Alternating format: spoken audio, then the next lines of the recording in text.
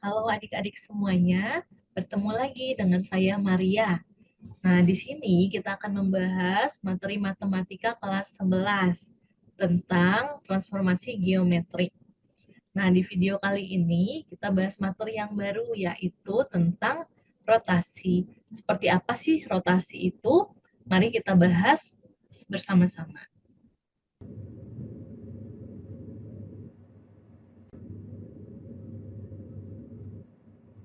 Oke, pada video sebelumnya kita telah membahas materi tentang translasi dan refleksi. Ya, sekarang kita akan membahas tentang rotasi. Oke, apa itu rotasi? Ya, bahasa sederhananya bisa kita artikan sebagai perputaran. Di sekitar kita ada banyak contoh objek yang berputar. Seperti jarum jam ini yang berputar menunjuk angka tertentu. Atau kincir angin, seperti ini ya, yang berputar mengikuti arah angin. Atau contoh lain ada kipas angin dan lain-lain. Nah, di sini seperti materi sebelumnya, rotasi yang akan kita bahas adalah gerakan berputar dari suatu benda pada bidang koordinat kartesius. Ya, dalam rotasi ada dua hal yang penting yang perlu diperhatikan, yaitu sudut rotasi dan pusat rotasi. Oke, coba kita lihat. Oke, perhatikan gambar yang tampil di layar ini. Di sini terdapat 3 buah segitiga ya, 3 buah objek segitiga yang masing-masing diputar dengan pusat dan sudut putaran tertentu. Nah, hasil putaran akan bergantung pada pusat dan besar sudut putaran tersebut. Perhatikan yang gambar A terlebih dahulu. Pada gambar yang A, di sini objek diputar dengan pusat putarannya berada pada objek itu sendiri. Di sini pusatnya. Nah, sedangkan pada gambar yang B, objek diputar dengan pusat putarannya berada di ujung objeknya. Ini ya, di sudut yang sini, segitiganya yang ini. Sedangkan pada gambar yang C, objeknya diputar, segitiganya yang ini, diputar dengan pusat yang berada di luar objek tersebut. Pusatnya di sini. Nah, hasilnya tentu berbeda. Seperti itu ya. Namun, bentuk dan ukuran objek tidak berubah setelah mengalami rotasi. Oke, ini adalah dua sifat dalam rotasi. Yang pertama, hasil rotasi itu bergantung pada yang tadi ya, pusat rotasi dan besarnya sudut putaran. Yang kedua, bentuk dan ukuran objek tidak akan berubah setelah mengalami rotasi. Oke, perhatikan contoh berikut ini. Nah, ini adalah rotasi suatu titik. Katakanlah titik A yang berada di posisi ini. Ini posisinya di X sama dengan R cos alpha, Y-nya R sinus alpha. Gitu ya. Di mana R itu adalah jarak dari titik A ke O. Ini ya. Panjang garis ini adalah R. Nah, titik A ini dirotasikan dengan sudut putaran sebesar beta. Dengan pusatnya di 0,0. Gitu ya. Jadi tadi titik A itu membentuk sudut sebesar alfa dari sumbu X. Dia punya sudut alfa di sini. Kemudian titik A ini dirotasikan dengan sudut putaran sebesar beta. Ini beta. Pusatnya ada di titik O 0,0. Hasil rotasinya apa? Hasil rotasinya kita katakan A aksen. Apa itu A aksen? Oke, jaraknya sama, yaitu R. Jarak dari A aksen ke O itu R. Posisi A aksen itu ada di R cosinus. Sekarang sudutnya menjadi alfa ditambah beta, ya. Karena kita hitungnya dari sumbu X. Arahnya berlawanan jarum jam. Jadi A aksen itu ada di posisi R cos alfa plus beta. Y-nya ada di R sin alfa plus beta. Oke, seperti itu. Sekarang bagaimana bentuk umumnya? Nah, kita mau mencari matriks rotasinya seperti apa ya? Supaya kita lebih gampang menghitung kalau sudah punya bentuk umumnya, matriks umumnya untuk rotasi. Jadi kita akan mencari matriks rotasi untuk titik A di posisi R cos alfa, R sin alfa dengan sudut sebesar beta dan pusat di 0,0. Oke, kita punya ini ya. Hasil rotasinya, bayangannya itu ada di X aksen, Y aksen.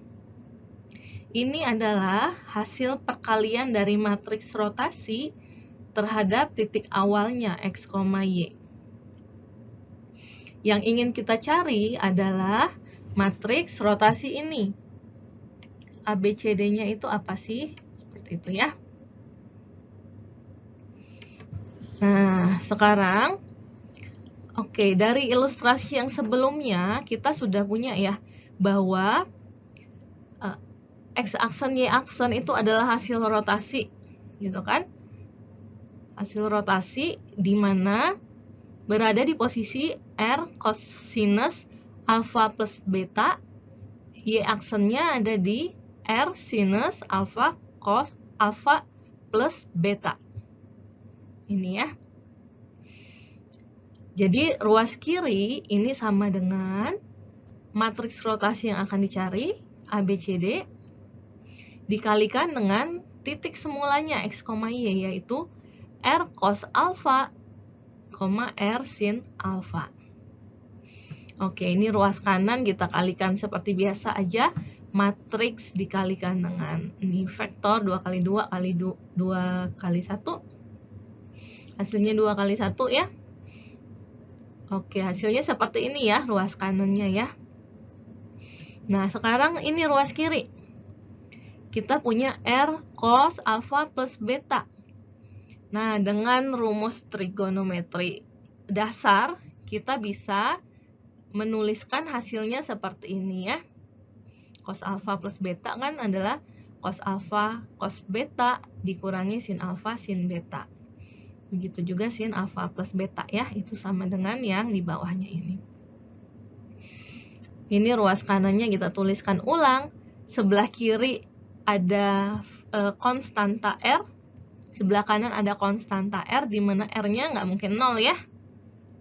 R tidak sama dengan 0, kita bisa coret kedua ruas, jadi R-nya hilang. Sehingga kita peroleh, oke, ini sebelah kiri ada cos alfa gitu kan, ruas kanan ada sini cos alfa, berarti A-nya adalah cos beta gitu kan.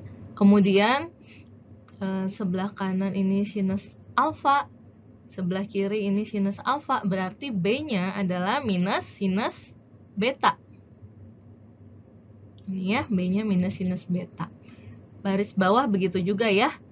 Dari sini cos alfa, kita punya sini cos alfa, sehingga C-nya adalah sinus beta. Terakhir kita bisa tentukan nilai D. D-nya adalah cos beta. Jadi apa matriks rotasinya? ABCD dengan ABCD-nya yang di bawah ini. Gitu ya. Cos min sin cos. Cos min sin cos. Oke.